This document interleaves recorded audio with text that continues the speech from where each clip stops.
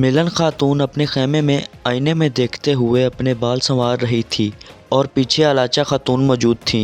अलाचा कहती है, मैंने आपका बचपन देखा है, हमेशा आपके साथ रही हूँ, आप पहले ऐसी नहीं थी जैसे अब हैं। मिलन अपने हाथों की तरफ देखकर कहती है, जब से मैंने तलवार पकड़ी है तब से मेरे हाथ सख्त हो गए हैं और शायद दिल भी। मिलन खातून कहती है, क्या मैं किसी के साथ नाइंसाफ़ी कर रही हूँ? अलाचा कहती है, आप किस बारे में बात कर रही हैं? मिलन खातून कहती है, मैं कई कबीले के सरदार उस्मान बे के बारे में बात कर रही हूँ। वो बहादुर जो अपने कबीले और तुर्क कौम के लिए खुद को हर जंग में धकेल देता है, जिसने रूमियों और मंगोलों से तनहा मुकाबला किया। हम उसको हर वक्त गद्दार साबित करने की कोशिश करते रहते हैं। फिर मिलन खातून को सख्त बातें याद आ जाती है जो वो उस्मान बे से कहती रहती हैं। मिलन आईने में देखकर कहती है, उस्मान, आप इन सारे मुश्किलात का सामना तनहा कैसे करेंगे? मुझे लगता है मैं आपसे नाइंसाफ़ी कर रही हूँ। काला नोस चिल्लाकर निकोला से पूछता है, ये कैसी जहन्नुम है? ये ज़मीनों पर क्या हो रहा है? पहले तुर्कों ने फिर मंगोलों ने हम पर हमला किया और मुझे नुकसान पहुँचाया।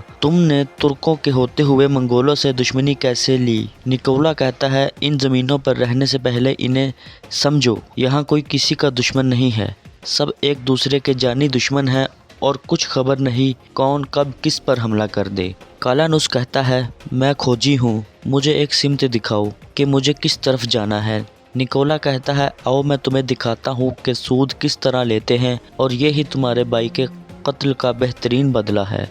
उस्मान बे अपने खेमे से बाहर आकर अपने साथियों से कहते हैं कि मेरे दोस्तों, क्या आप लोग जानते हो कि आरस की मौत पर मैं तुम लोगों से गुस्सा क्यों हुआ? क्योंकि तुम लोगों ने गफलत अख्तियार की। तुम लोग इससे भी ज़्यादा मुहतात हो सकते थे। तुम अपनी डालों को मजबूत बनाकर आरस की मदद कर सकते थे। तुम अपनी जानों को खतरे में डाल सकते थे। उस्मान वलवला अंगेज़ अंदाज में कहते हैं, मेरे साथियों, मेरे भाइयों, गलती सबसे होती है, बस तुम लोग आइंदा मुहतात रहना और कोई गलती ना करना। फिर उस्मान बे बोरान से मुखातिब होकर कहते हैं, भाई, मैं तुम्हारे दुख को समझ सकता हूँ, लेकिन हम तुगाई से इंतकाम ज़रूर लेंगे। बोरान कहते हैं, ज़रूर सरदार, मुझे इसमें कोई शक नहीं, बस मेरी एक ख्वाहिश है कि जब हम तोगान को पकड़ लें तो उसे जहन्नम रसीद करने का मौका मुझे मिलना चाहिए। उस्मान बे इस बात पर हाँ में सर हिला देते हैं। इसी दौरान एक शख्स आकर उस्मान बे से कहता है कि हमने तमाम सरदारान को दावत दे दी है, लेकिन हमसे पहले उमर बे ने इन्हें दावत दी,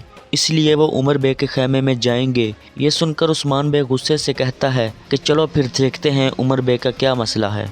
दूसरी तरफ शेख अदब अली कासत से मुखातिब होकर कहता है कि उस्मान और उमर बे दोनों को सलाम कहना और उन्हें मेरी तरफ से दावत देना, लेकिन ना तो उस्मान बे को पता चले कि उमर बे आएंगे और ना ही उमर बे को पता चले कि उस्मान बे आएंगे। कासिद कहता है कि जैसा आप चाह रहे हैं बिल्कुल वैसा ही होगा। शेख अदब अली कुमराल अब्दाल से कहते हैं, चले इस तनाज़े को अब ख़त्म करते हैं। कुमराल अब्दाल कहते हैं, जिनका मकसद एक हो उन्हें मुतहद हो जाना चाहिए। उधर उमर बे अपने खेमे में जिरगे की सदारत करते हुए कहते हैं कि हमने देख लिया, इन ज़मीनों पर ना तो जंग ख़त्म होगी और ना ही शहीद भी हमारे हैं और गाजी भी। हमें इनके अहले खाना के साथ खड़े होना है, उनकी मदद हम पर फ़र्ज़ है। इसी दौरान उमर बे के दो सिपाही सोने से भरे संदूक लाकर सरदारान के सामने रखते हैं। उनमें से एक सरदार हैरान होकर पूछता है, ये सोना किस लिए है? उमर बे जवाब देते हैं कि ये हमारे शहदा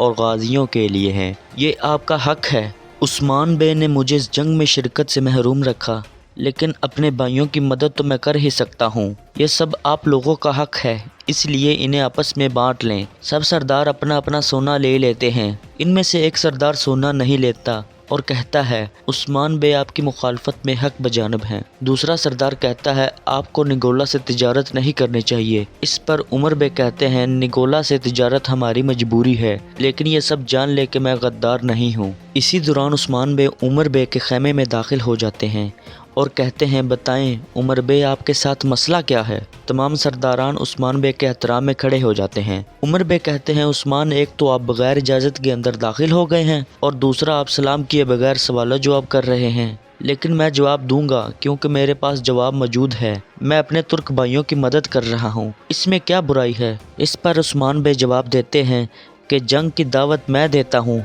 तो गाजियों की ज़रूरियात का ख्याल रखना भी मेरा फ़र्ज़ है। आपको क्या लगता है कि हम लोग अपने भाइयों का ख्याल नहीं रख सकते? پھر عثمان بے ان سرداران کی جانب دیکھتا ہے جنہوں نے سونا اٹھایا تھا۔ وہ سب اپنا اپنا سونا واپس رکھ دیتے ہیں۔ عثمان اور سرداران اس کے بعد وہاں سے چلے جاتے ہیں تو عمر بے کہتے ہیں عثمان نے یہ کر دکھایا، اب یہ ہمیں اپنا دشمن سمجھیں گے۔ اسی دوران بہادر بے اندر آ کر عمر بے کو شیخ ادب علی کا پیغام اور دعوت نامہ دیتے ہیں۔ دھندار پیٹروس کی دکان میں داخل ہو کر کہتے ہیں تم نے مجھے دھوکہ دیا، تم نے مجھے تگائی کے آگے پھینک دیا۔ پیٹروس کہتا ہے ہمارا شکریہ ادا کریں کہ آپ ابھی تک زندہ ہیں، ورنہ آپ عثمان کا ارادہ جانتے تھے پھر بھی ہمیں نہیں بتایا، جس سے صاف ظاہر ہوتا ہے کہ آپ ہمارے ساتھ نہیں ہیں۔ دھندار کہتے ہیں میں تمہاری سازشوں سے تنگ آ چکا ہوں، اب میں عثمان کو ماروں گا اور اپنا حق لوں گا، نہ تگائی اور نہ نگولا، یہ کام ہم تینوں ختم کریں گے، تم لوگ بس میری خبر کا انتظار کریں۔ دھندار کے چلے جانے کے بعد سیمون کہتا ہے کہ کیا ہمیں اس پر یقین کرنا چاہیے؟ پیٹروس کہتا ہے کہ جب تک میں اسے ختم نہیں کر دیتا ہم ایسا ہی ظاہر کریں گے کہ ہمیں اس پر یقین ہے۔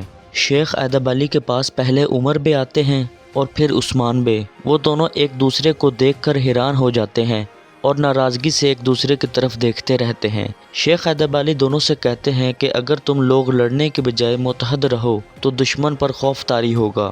عثمان بے کہتے ہیں ہم بازنطینی سرحدوں پر ہیں، ہمارا دشمن واضح ہے اور دشمن کے ساتھ تعاون کرنے والے ہمارے دوست کیسے ہو سکتے ہیں؟ عمر بے کہتے ہیں ہم جہاں بھی جائیں منگول حملہ کر دیتے ہیں۔ شیخ کہتے ہیں کچھ لوگوں کو لگتا ہے کہ تمام ترک قبائل عثمان بے کے ساتھ ہیں اور ہمیں یہ ثابت بھی کرنا ہوگا۔ عمر بے کہتے ہیں آپ نے ٹھیک فرمایا، لیکن عثمان بے کو لگتا ہے کہ ہم غدار ہیں، حالانکہ ہم نے انہیں واضح کیا ہے کہ ان کا بہت ہی قریبی کوئی غدار ہے۔